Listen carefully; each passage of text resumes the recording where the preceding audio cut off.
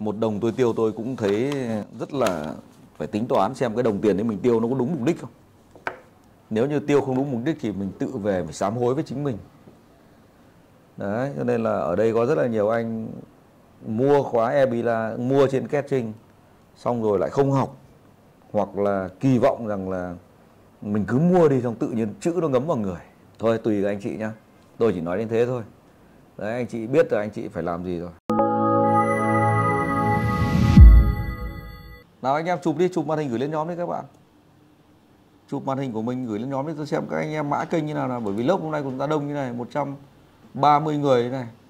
Và chốt lại một câu như thế này anh em ạ. Xin chúc mừng các bạn không bao giờ kiếm được tiền đâu. Nói thế cho nó vuông. Bởi vì nhìn cái cách anh chị em làm ăn như này ấy, thì học nữa học mãi nó cũng chỉ là mất thời gian của nhau thôi. Làm hướng dẫn chi tiết tỉ mỉ như thế mà không làm theo. Thứ nhất là những ông mua tài khoản trên Ebila ấy, là các ông đang trở thành ác quỷ. Bởi vì các ông lấy tiền của gia đình các ông đi mua mà các ông không dùng. Các ông không học đến nơi đến chốn thì làm sao ra tiền được. Cái thời tôi còn bắt đầu vào làm, cái thời đấy nó không có mạng xã hội như bây giờ. Cái thời năm 2006, 2007 nó không có mạng xã hội. Nó chỉ chat qua mỗi một cái công cụ duy nhất, đó là Yahoo Messenger. Và tôi thì tôi dùng với Tây nhiều, tôi dùng thêm cái Skype nữa. Có đúng hai cái cửa đấy thôi. Còn ở Việt Nam thì chém gió chém bão bằng Yahoo Messenger vào các phòng chat. Còn thì tôi hay làm việc với đội Tây thì tôi dùng thêm cái Skype. Trong tất cả các cuộc đàm thoại, anh chị em lưu ý điều này, bất kỳ ông nào hở ra một từ khóa gì, tôi ngay lập tức tôi chụp lại cái từ khóa đấy luôn, tôi ghi lại từ khóa đấy luôn. Xong bao là buổi tối tôi về tôi vọc ở nhà. Lúc cái thời năm đấy là nhà tôi còn chưa có internet bằng đường ADSL luôn nhá. Năm 2006 tôi phải mua một cái điện thoại của hãng HT Mobile, là kết nối qua cái đường gọi là đường 2,5G ấy. Xong tôi cắm từ cái đấy vào cái máy bàn ở nhà để tôi truy cập vào internet. Và thức rất nhiều đêm bởi vì tốc độ internet nó quá là chậm. Xong mãi về sau cái khu chỗ tôi ở người ta mới kéo cái đường ADSL đến, tôi mới lắp cái đường ADSL. Xong mãi về sau bắt đầu nó có cáp quang. Cho nên nó không có công cụ tối tân như bây giờ của anh em đang dùng.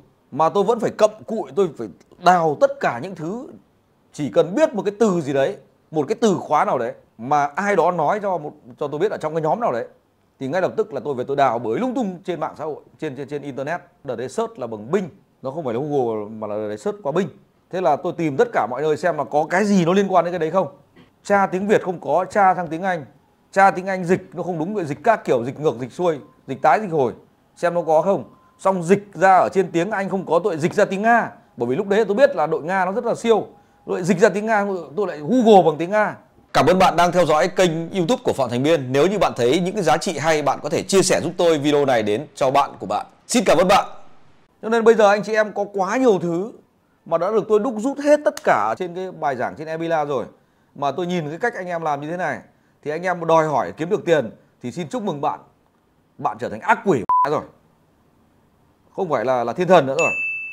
Bởi vì mình không làm ra tiền, mình đang đốt thời gian của vợ con mình đang đốt tiền của vợ con mình. Anh em ạ, thì là thiên thần hay là ác quỷ? Nếu bảo là không biết thì đã đành. Đây anh em mình biết rồi cơ, có chỗ để học, có chỗ để thực hành rồi cơ, có nhóm rồi cơ, mà cũng không vào trong các nhóm như vào chùa, vào trong các Zoom cũng đã như vào ngồi thiền, im bặt không tiếng một tiếng nhái tiếng kẽ nhọc kêu cả. Nếu mà chúng ta không làm ấy thì nó mãi mãi là kiến thức là của tôi, nó không bao giờ được sao chép sang các anh chị.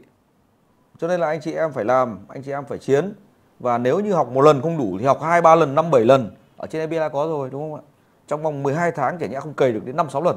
Chả nhẽ 12 tháng không cày được 5, 6 lần. Và trong vòng 12 tháng gần đây mình hết dịch rồi, cho nên tôi tổ chức offline liên tục. Bởi vì tôi biết là trong cái quá trình dịch anh em chỉ có làm việc mỗi online với nhau thôi. Nó là một sự thiệt thòi. Và trước kia chưa có dịch thì cứ offline liên tục để hỗ trợ anh em offline liên tục. Và có những lúc anh chị em tưởng tượng là tôi tâm huyết đến mức độ cái khóa không biết là khóa club khóa mấy đấy, khóa 6, khóa 8 gì đấy, là tuần suất tôi bay vào Sài Gòn tôi nhiều hơn là tôi đi từ đây xuống siêu thị nhà tôi mua đồ. Anh em ạ.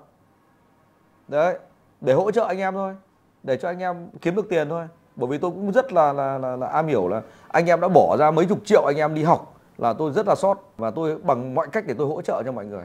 Có những lần tôi vào trong Sài Gòn là không phải là đi giảng, nhưng mà tôi thông báo trước những ai có thể đến được. Tôi rảnh 3 giờ đồng hồ đến cà phê, mang máy đến đây, có gì thầy hỗ trợ. Đấy, nó còn đến cấp độ như thế cơ mà anh em. Nhưng mà anh em không sắp xếp được thời gian. Đến một lúc có một anh nhá, biết tôi từ 2015. Sau đó là vào thị trường lang thang mất hết vốn đến 2019, đến lúc đấy bắt đầu mới học catching. 2018 19 thì học catching, sau 4 năm sau mới học, thì anh ấy mới biết được rằng là đáng nghĩa ra em học luôn cái khóa này từ 2015 16 thì em không phải mất cả tiền tỷ. Đấy, có là sau cái thời gian mình sẽ tiếp những cái việc mình không làm. Biết đâu được cái sau vận đổi sau rời 3 năm nữa, 5 năm nữa, cái công việc bây giờ mình đang làm nó không còn tồn tại trên cuộc đời này nữa thì mình làm thế nào? 3 năm nữa, 5 năm nữa cái thu nhập của mình nó không còn tốt được như bây giờ của mình, cái công việc hiện tại nữa thì mình làm thế nào? Đúng không nào anh em? 3 năm nữa, 5 năm nữa cái thói quen hành vi của con người nó thay đổi và làm cho cái sản phẩm hàng hóa của mình bây giờ không bán được nữa thì anh em sẽ phải làm gì? Cho nên bây giờ mình sẽ phải làm những cái gì để mình chuẩn bị cho cái tương lai của mình thôi. Bởi vì không những là một mình mà còn con của mình, còn bao nhiêu người đằng sau lưng mình nữa. Cho nên là anh em mình ở đây đều là người trưởng thành rồi, tôi cũng rất là mong muốn anh chị em làm việc chăm chỉ hơn. Ở đây ai cũng bận cả, tất cả ở đây ai cũng bận cả. Nhưng mà bây giờ mình phải biết cách quy hoạch như này. Làm giàu nó có công thức, chứ không phải là làm giàu vu vơ. Nếu như công việc đấy mà bận, mà nó ra ít tiền, hoặc là giúp cho mình không đủ sống, thì buộc nó chỉ có hai cửa. Một là phải làm thêm cái việc gì đấy nữa, là học thêm. Hai là nếu đủ bản lĩnh, vứt việc đấy đi, mẹ đốt thuyền đi, đằng nào chả chết. Mẹ chết sớm thì hơn là chết muộn. Chứ không mẹ cứ giật giờ mẹ làm mãi đâu đủ ăn. Xong đến một ngày đẹp trời con nó cũng lớn, mọi thứ nó cần phải có tiền, cha mẹ thì cũng già. Xong đến lúc mình cứ bảo ôi cái công việc của em nó bận lắm mà nó ra ít lương ít tiền, thà cớ gì phải làm cái việc đấy. Có ai bắt anh em phải làm đâu, đúng không nào? Ngày xưa tôi cũng đã từng có những quyết định như vậy, phải bỏ chỗ nọ để sang chỗ kia, bỏ hẳn chỗ này phải sang chỗ khác, và làm cho bố mẹ không hiểu, bố mẹ cũng gọi là có lo lắng một thời gian. Nhưng mà buộc là chỉ có mình là thằng hiểu nhất, bố mẹ làm sao hiểu được bằng mình. Cho nên anh em ạ, cho nên là ngay đêm nay anh em sẽ phải trả lời một cái câu hỏi mà đã làm thay đổi cuộc đời tôi 15 năm trước. Một câu hỏi của một thằng Tây nó hỏi: tại sao bạn vẫn đang làm công việc hiện tại? Đúng không, câu hỏi đấy mà tôi trả lời mất cả một tuần luôn. Phải nghĩ xem là nếu như mình dừng công việc này, nếu mình chuyển công việc kia, nếu như mình không có thu nhập công việc này thì có cơ hội gì tốt hơn không? Đúng một câu hỏi rất là ngắn gọn. Tại sao mày vẫn đang làm công việc hiện tại? Hỏi đúng một câu hỏi đấy. Năm 2007, sau khi tôi nghỉ, tôi không làm giảng viên nữa. Đấy, sau khi trả lời câu hỏi đấy xong rồi tôi nghỉ, là tôi cắt áo ra đi, ngắt, không làm giảng viên nữa. Cho nên là nếu như bận mà nó ra tiền thì tốt. Còn nếu như công việc của anh mà lý do là bận, không có thời gian để học, bận không có thời gian để làm thực hành, bận không có thời gian để việc kia, thế con anh lớn nên nó có chờ cái bận của anh không? Cho nên đêm nay anh chị em sẽ cần phải làm thật sự là nghiêm túc với câu hỏi: tại sao tôi vẫn đang làm công việc hiện tại? Và nếu như tôi bỏ công việc đấy thì tôi được cái cơ hội gì? Và nếu tôi bỏ công việc đấy thì tôi mất cơ hội gì? Buộc là mình sẽ phải so sánh giữa hai cột được và mất. Nếu tôi nghỉ công việc hiện tại thì tôi có cơ hội mở ra tiếp cận với điều kiện mới gì? Nếu tôi kết thúc hẳn hoàn toàn thì tôi mở ra chân trời mới gì? Thì anh chị em phải tự ra đưa ra những câu hỏi là như vậy để mình tự vấn mình và tự trả lời thôi.